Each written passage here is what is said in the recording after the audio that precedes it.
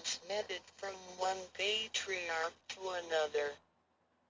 第1章，为什么他们恭喜我求得天道？各位先生、太太、小姐，首先让我衷心的恭喜你们，因为今天是你们大喜的日子。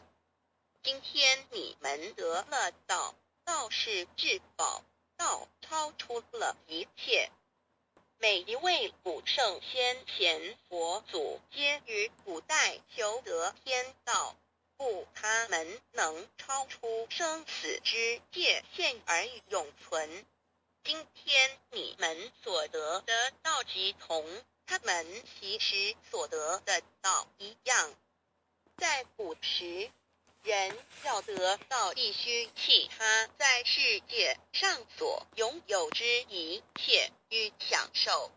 假如他是一位皇帝，也必须弃他的江山；假如他是一位大，他必须舍弃他的爵，离开家人，入深山寻访能够指点他途径，传授大道给他的名师。在他经历了千辛万苦之后，同时已将凡心修炼成佛心，并已达至圆满之行为，以及做了许多善事，在他至诚之下，终于感动上天之心，派仙佛来指点，传授大道给他。在如此之情况下，成功者非常稀少。在那时，道是由一代祖师秘传给下一代祖师。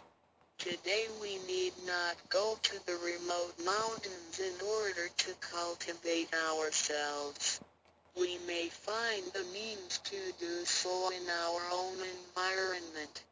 Therefore we must take full advantage of our fortunate circumstances because we are in close proximity to the Tao.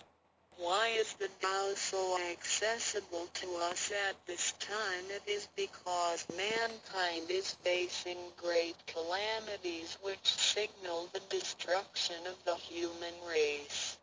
What is the cause?